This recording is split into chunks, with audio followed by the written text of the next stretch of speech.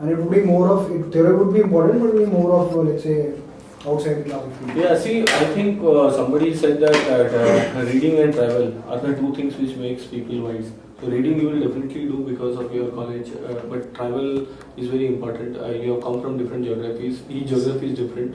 And India is a continent, not a country. So this is the starting point that you should know. So in this period, if you are able to travel in different parts, see different cultures, and then understand, because if you are able to understand this complex country, you can understand any continent, you can understand Europe, you can understand China, because everywhere these are issues, similar issues, and customer doesn't change so much.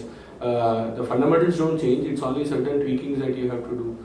So travel a lot, meet a lot of people, which is what you may have lacked earlier, and that can make you more wiser and better, is what I would feel personally. So one more question. We very regularly keep on getting a feedback within our batchmates also. Like people are from different backgrounds. Someone is from operations, I am from marketing, then someone is from information management, someone is from finance also. So we're getting this perception within the batchmates that okay, if let's say there's a finance guest lecture, only finance people go in. There's a marketing lecture, mostly the marketing. I mean, everybody sees what is in it for me. What is in it for me? So what is your opinion on it? Because some of us see that okay, it is all very integrated. Majority sees that these are very different functions or not integrated. So what is your take on it? If a word of advice for our batchmates. Probably it's like we have worked in the last 5 years or 6 or whatever, we have worked in a very isolated departments or something within departments. So production is there, so many production, so we don't know anything about the finance. So maybe that mentality. No, but I would say that's exactly the reason you have quit your career and come to to learn something. And if you don't use that opportunity to learn, then it will be far more damaging, I would say, because see, if you are looking at leadership path, you are supposed to have a specialist knowledge in your core domain area and a generalist knowledge in the other areas. And what this 1 year will offer you is that generalist knowledge in the other area. So I would encourage all of you to attend cross-functional symposium, seminars, and actually gain from each other's knowledge and content, because this is again meeting people, what you get out of it. So somebody can learn about manufacturing, marketing, or finance, and all these topics are important if you look at a long-term leadership career, not in a functional career. Having said that, it's also about people business, end of the day. So as you grow up, you have to manage more and more people. So this networking that you have right now within your peer group and trying to extract the best out of this power of collective 111 students, something that you mentioned, is also very powerful. So that also helps a lot in the long run. So I would say if you are specifically whether it's important for other things to be having a knowledge or should one pay importance, I would definitely say yes. And there is no prescribed format. I don't think we apply engineering knowledge in our workplace, but then that only gives a cutoff just to understand when we recruit that these guys have certain skill set and certain knowledge for screening. But now that you learn about general management, you learn about finance, and that gets deployed even in marketing and in any function, any of the vice versa. If you are a finance guy, you need to know about pricing, you need to know market anyways. You can't do pricing without knowing market. So it helps, and use this time to gain that. Sir, do you think, what's your point of view? Do you think that an MBA degree helps a faster way going up the ladder in the organization or in the company, or it's a certain threshold that you can reach? After that, it's yours. I think all these degrees are only good for gaining access to the organization. After that, it's all you have to do your work and you have to deliver. MBA has become an hygiene now, so I don't think that can give you any cutting edge in your growth path or whatever. Also, people forget the institutes, etc. There can be IITs, IIMs, there can be SPs, NOMS, but nobody looks at it in your promotion scale or rating, or even for retention for that matter. If you are good, they will retain without a degree. If you are not good, even if you have the best degrees, nobody is bothered. So yes, it has a limitation. So, but yes, as an entry point, definitely good institutes, good brand name helps. Because then people feel that yes, you are coming with a certain filtration process already done by those institutes, so that helps. So it was basically a question of more of like, does it actually help you? In fact, most of people who are from, let's say, tier 1 colleges or top 10 metropolitan colleges, some of them do make it up to a particular level, top management level, and some of them are basically, middle level, they get stuck to that level. So do you really think it actually helps you. Or what you want to say is that at the end of the day, it would only be a performance within the organization. 100%. Because see, the good job again I can say is by the good institutes, is by good marketing also that they do for their placement, the PR stories and others. There are equally number of people from less known institutes who do very well in organizations, but nobody does a PR story on them, so nobody knows about them. So you can't really say that this is I think that see this will help you one for networking definitely. Yes, you have a very varied peer group, so it can help maybe in some way or the other in getting access to certain people, etc. But apart, once you enter an organization, it is definitely what you contribute. So if you spend this 1 year in learning about different functions and that you are able to apply when you join an organization, your a new improved self, and that can help you accelerate growth. The badge by itself doesn't help you accelerate anything. Also, when this question, you are a VP of such a big company, sir. So I just want to ask how you plan your day. I mean, the moment you wake up in the morning and what the things you have to plan entire day and how you go back to your. So this is my 16th year in career that I am doing. Though I started from whatever selling capital equipments to now, then was with Yamaha, Toyota, now with Mercedes-Benz. And I feel fundamentally I still go back the old way. Now you have phones to put your calendars, but write down. That's most important. On the to-do list is very important in one's life. So please keep putting down things. It's impossible humanly for remembering things. So please put down what all things that you are having it, maintain a record, and then work towards it to execute. So this will you will ensure work gets completed on time. Prioritization happens. And it's there, and now we use help of technology. So we have Blackberries, we have calendars, so we put everything in the calendar, and slowly that starts managing your schedule, your priorities, your stuff. So that helps a lot. But to be successful, I think you have to have this element of structuring your day, structuring your life, structuring and having clear priorities, goals, and write down. Because a written down thing is still. And I have observed it across even my colleagues, not only Indian, even Germans or others. They all carry small notebooks, but that is very important and vital for any of meetings or any stuff, because that's the best way, the most traditional way to ensure that you are on it, and then keep striking it out. So you know that yes. So in Hindi we used to call it Dhobi Kitab. When I joined Hindi, that was what was taught to me, and I think it works. It works a lot. So when you started off with your career, like let's say we are in a particular phase at the crossroads, so after a year we would be everything new. So when you started off your career, did you have any sort of plan in your mind, like this is step 1, 2, 3, this is how am I actually going to do this? So what was your plan? What was in your mind actually? What was the ultimate purpose, vision? I always was driven by trying to do something. First of all, I had a clear ambition to do well in the corporate life and not in business as such. So that was one clear. Though I had this acumen, but then I thought I want to do better in corporate. From a philosophical thing that it's only one life. Generally, in my reading, very difficult that you work, you earn, and then you enjoy in the same life. It's only for the next generations. So if you have to do work and enjoy in the same life, I thought professional life is maybe much easier. And you do yourself and you work and you. There are a lot of perks also which comes along when you do well. So it helps in that sense. Pressures are different in both the areas. Not that one is good or other is bad. Both have their own pros and cons.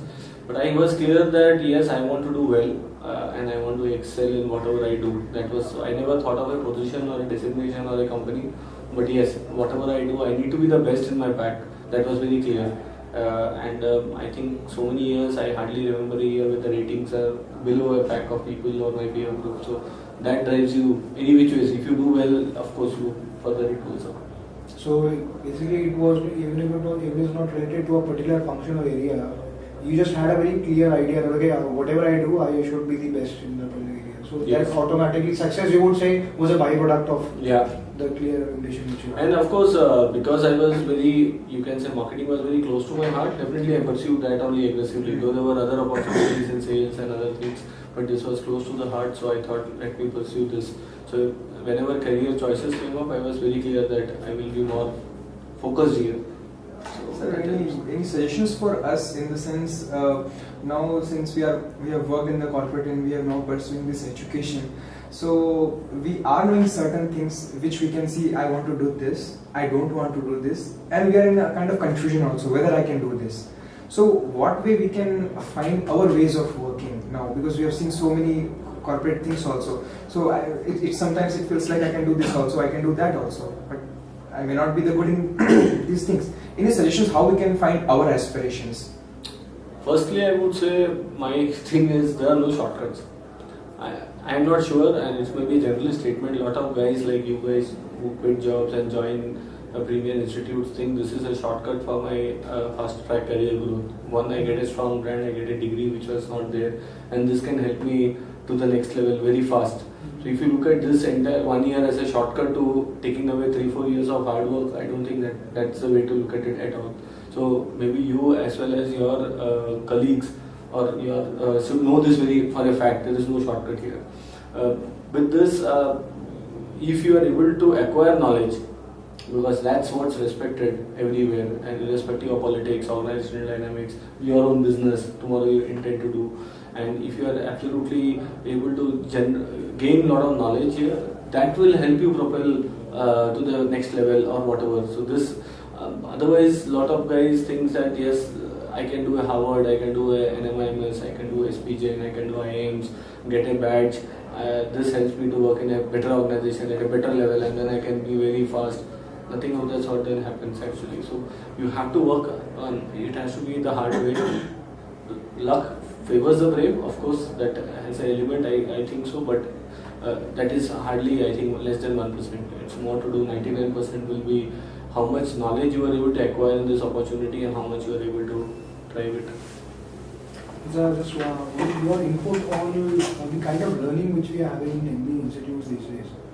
Most of the times, it's a lot of assignments, lot of exams, and so most of the people, what happens is that you get into a mode where you want to score marks. And so it's more of a marks related learning and less of an application related. At times you get that feeling. So what is your take on it? From an educational institute standpoint, what they do is right, because they have to, you can say, encourage competitiveness, and some people have to be rated. And I think that is also the case in organization, that you have to get your ratings, right? Instead of marks, it's ratings, and you have to deliver something to get those ratings. So that spirit of competitiveness is fine. As long as the theory and the content is relevant and helps you in your career, I think it's a fair approach. But that's where I started saying that as much of, you can say, practical knowledge, as much of travel, as much of meeting people can make you more wiser, apart from the theoretical aspect, which is equally important. So if the curriculum, or if you guys can do a lot of good stuff.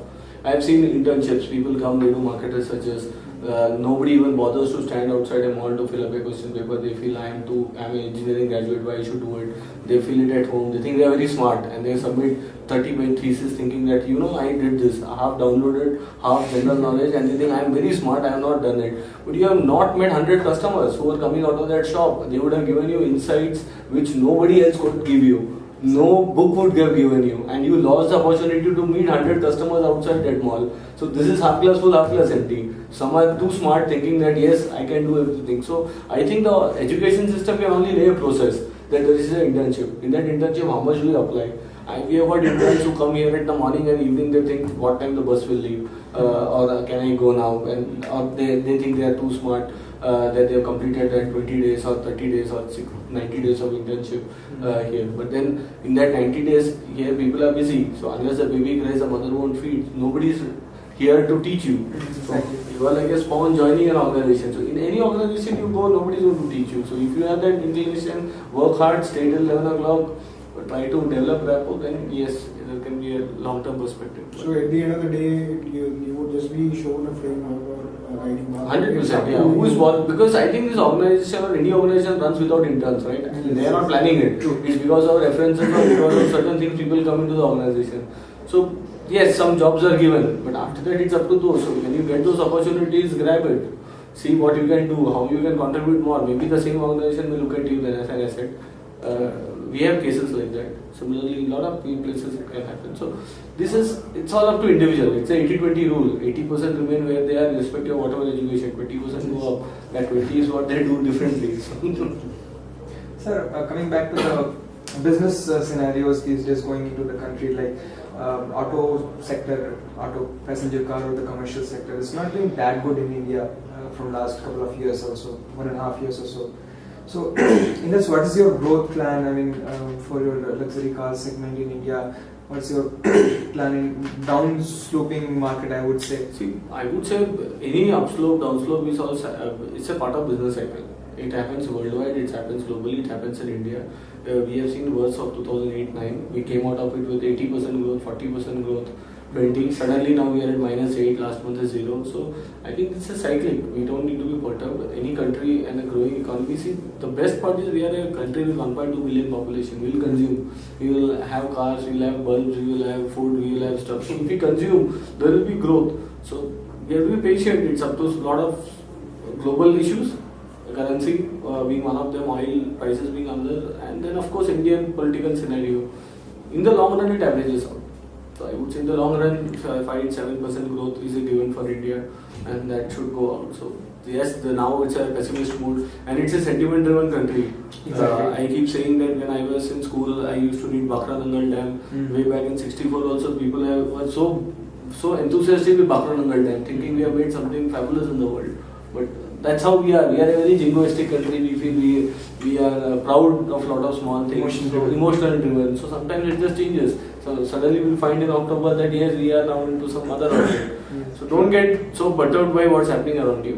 And coming back to us as a company, I think 2013 was the worst year for automotive, and 2013 was the best year for Mercedes-Benz in India. We grew by 32%. Strong brands do well during recession and these times, and if you have a strategy in place, you can grow in recessionary times also. There's nothing, not that the world is coming to an end or something of that sort. It's up to your strategies how you deploy. Even this year, we started first 2 months on a fantastic note. So there is nothing that is. So yes, there are challenges. You can't be doing well in a gloomy scenario. So we are cautiously optimistic, you can say. Just going into details, let's say you have this luxury brand, so people at that level, which it's more of an esteem or self-actualization sort of thing. So now we have brands like Audi, you have BMW. So how do you maintain that? How do you ensure that the customer has that brand value or brand image for Mercedes? Because the customers in that particular segment will be interested in other brands also. Yeah, firstly, this is a myth that car brands are owned for self-actualization, and Mercedes-Benz brand or star is owned more for prestige and stuff. Okay. See, we have to understand there are two types of people. The bulk, 50 to 60% of people are consumers of luxury. For you, you can say you come from different socio-economic background. I remember that 15 years back, walking into a Taj Palace was luxury for me, having coffee. I can go back and tell people 300 bucks coffee, I had in this place. But today, it's not a luxury, it's a given. I can now make the taste. I can say these coffee beans are not right, or when I check into a hotel room, I say this is a small room, this is not. I am now critical of that luxury actually. So people now who are into the segment, who have money to buy these cars, for them this is way of life. They buy this car as you buy a Honda, you buy a Maruti 800. For them it is buying a car. It is at that price. It is not buying something looking at the brand. So definitely the starting point is product. It has to be fantastic. There is no doubt. And when you say brand is a promise. It's a promise on the product, it's a promise on the after sales, it's a promise on the residual value, on the entire life cycle. And of course, it also stands for certain things. A car is a very emotional, very close to our purchase. So you like to be associated with certain brands which reflects you, like we say best or nothing. So definitely, we are most expensive. For your knowledge, we are 15% expensive to Audi and 10% to BMW. Still we sell more. So if the cheapest set to sell, then the others would be selling higher. So now the challenge from a marketer is how do we maintain this brand premium? Okay. You have to deliver, walk the talk. You see this facility that you have come in. I think out of nowhere, I think we can claim to be the best. You have worked in automotive. Yes. You can. That's a survey. Right. Every person we are meeting, we are telling the same thing. Is it the plant? Is it the production plant? So and once you you can't have an opportunity today to see inside, but it's world class, and we live by it. So. I keep again giving example of State Bank of India and other ads which come on TV saying Babuji aa gaye, chair de diya, pani de diya, TV mein ad mein ISO aa gaya. But you go to State Bank of India, nobody cares for you. The hoarding or the signage is actually not running. There are long queues in the counter. So the moment of truth is in delivery. We as a brand, that's a statement which says that we believe in the best to people who, we give the best to people who believe in the best. So yes, you have to pay a bit more. People are ready to pay more today. Any day, any part of the world, if you deliver them what they expect. The value, what we call. the Yeah, value yeah. for So it has nothing to do with price or something to do with. So we feel in making things better. So way back when we invented cars, we had this thing that we will not go mass production. We will make cars better and better. Whereas Ford, if you see in US after 10 years, said we will make more cars. Mm. So they went into mass production. We went into making cars more, and we have 80,000 plus patents today. So that shows that as a brand philosophy, it's built over a period of time. And my job as a marketer is to ensure that I understand this, and I also ensure it is communicated to customers. So on the part of advertisement, we don't see a lot of advertisement being done by Mercedes about a particular model. So I mean, why is it not done that way? See, the total luxury car market is 30 to 35,000 cars. Now, India is a country of 1.2 billion people. The advertising cost and advertising is more relevant when you have to talk to a larger number of people. Today, if I have to talk to 30,000 people, I can talk to them one-on-one. So maybe you are not the target customer or he is not a target customer. I am not. Why should I spend money on advertising to a larger target group which may not be able to afford? So then it's about efficiencies. So if I have an X marketing budget, I would like to do more. We do things like this weekend. We have something in the Bull International Circuit, AMG Driving Academy. 16 people participating, and we are telling them about performance driving. We do Star Drive. We spend significant amount of money on below the line events. Tomorrow we have a huge event in Bombay honoring the top architects, etc. Now this is not seen by everybody, right? But there is sufficient marketing happening. It's not one-on-one. The day if the Indian car market is a luxury car market, I am saying all 3-4 brands put together is 1 lakh, 1.5 lakhs. I'll do more advertising, I'll do more ATL. So we have to look at the media mix based on the number of people we have to reach. Though we still do ATL, not that we don't do it, but in lesser portions.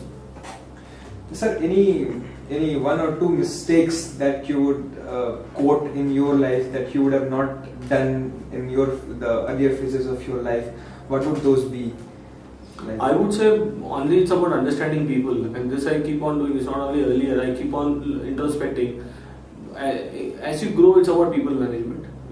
Be it marketing, it's about managing agencies, managing your team, managing dealers. If it is finance, also it's about managing the team, managing the expectation of stakeholders. You name any function. So understanding people is very important. Sometimes you trust people a lot fast. Sometimes you gauge certain people. So this is about your self-learning and your capability to judge and know people and see. And also sometimes it happens to your own team. Sometimes you think somebody is not capable. They are more than capable. Sometimes you feel they're not capable and they don't deliver. So these are challenges. So yes, that's a big learning, and sometimes those mistakes, you feel you trusted the wrong guys or you believed in some certain wrong guys. That's fine. We have one last question. Yeah, sure. Just to summarize, certain do's and don'ts for people like us who are into the institution as of now, so professionally. Personally, I would say be sincere, be honest. It looks like Mahatma Gandhi or something, but that's the only thing. If you have thought of professional life, I think it's a very small world. It's a very small industry. We have to remember this. Though we are in a large country of 1.2 billion people, etc., but the number of stakeholders are limited. People who matter are limited. So if you have credibility and if you do good work, you will be picked up. You will do well. You can do much better. But if we think of shortcuts, or if we are not sincere and truthful to ourselves, then we have a tougher challenge. So all I would say is be truthful. It pays in the long run, even in the short run also, many times. Sir. I think We can just wrap it up. It was great honor, sir, to be with you, and a lot of new things we learned, sir, actually. Because normally what we normally day-to-day life we deal with in colleges, either professors or our peer group.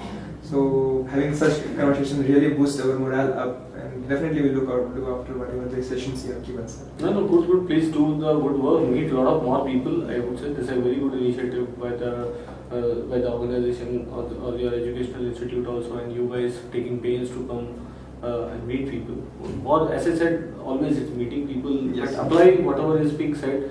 Not that everything may be right or relevant to you guys, but see whatever helps you in making you a better person to start with, and then making a better career out of it. So that's what. If you develop the fundamental content, I think sky is the limit.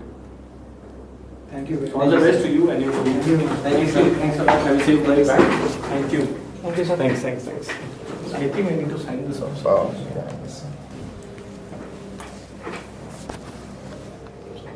I have a pen.